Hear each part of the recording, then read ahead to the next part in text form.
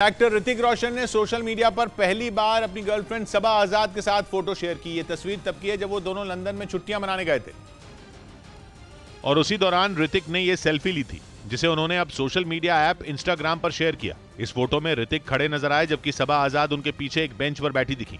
तस्वीर सामने आते ही सोशल मीडिया पर वायरल हो गई।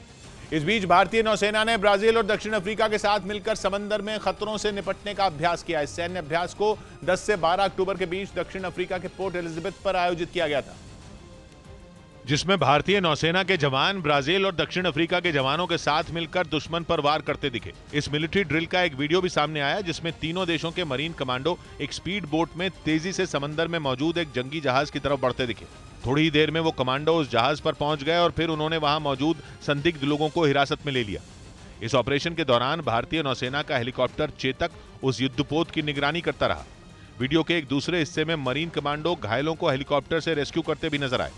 बताया गया कि इस मिलिट्री ड्रिल में भारत की तरफ से INS तरकश, चेतक हेलीकॉप्टर और मरीन कमांडो ने हिस्सा लिया। राजस्थान के जयपुर से हैरान कर देने वाला एक वीडियो सामने आया। वहां गड्ढों की वजह से एक ई रिक्शा सड़क के बीचों बीच पलट गया। यह पूरी घटना एक दुकान में लगे CCTV कैमरे में रिकॉर्ड हो गई, जिसमें यात्रियों से भरा ई रिक्शा पलट गया। इस घटना का जो वीडियो सामने आया उसमें एक ई रिक्शा सड़क से जाता दिखाई दिया, लेकिन अचानक आगे बढ़ रहा ई रिक्शा गड्ढे की वजह से बीच सड़क पर ही पलट गया और उसमें बैठे लोग उसके नीचे दब गए। इस घटना के बाद वहां अफरा तफरी मच गई और लोग ई रिक्शा के नीचे दबे यात्रियों को निकालने के लिए दौड़ने लगे।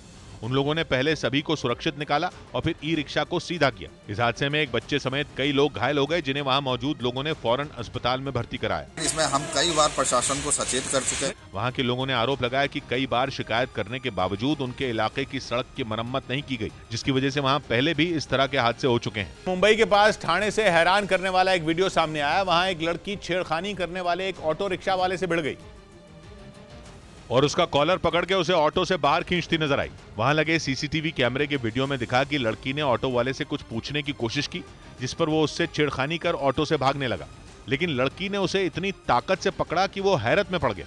जिसके बाद बचने के लिए उसने अपना ऑटो स्टार्ट कर उसे तेज रफ्तार से भगाया। हालांकि लड़की ने भी उसका कॉलर छोड़ा नहीं, पर ऑटो की रफ्तार की वजह से उसका बैलेंस बिगड़ा और वो जमीन पर जा गिरी।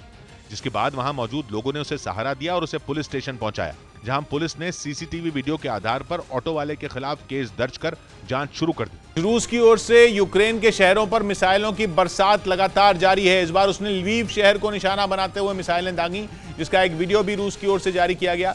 इसमें समंदर में मौजूद रूस के एक युद्धपोत से एक के बाद एक कई मिसाइलें उड़ान भरती दिखाई दी, जिनकी तेज रफ्तार की वजह से आसमान में धुएं की कई लंबी कतारें बनी दिखाई दी। दावा किया गया कि रूस ने लवीव शहर की ओर कलिब्र मिसाइलों से ताबड़तोड़ हमले किए। पिछले कुछ दिनों से रूस की घातक मिसाइलें यूक्रेन के शहरों पर मौत बनकर बरस रही हैं। इस बार भी उसने इन हवाई हमलों में यूक्रेन को भारी नुकसान पहुंचाने का दावा किया। असल में पिछले दिनों क्राइमिया को जोड़ने वाले पुल में धमाके के बाद पुतिन इस कदर बौखला गए कि उन्होंने बदला लेने के लिए यूक्रेन के शहरों को लगातार धमाके कर दहलाने की ठान ली है।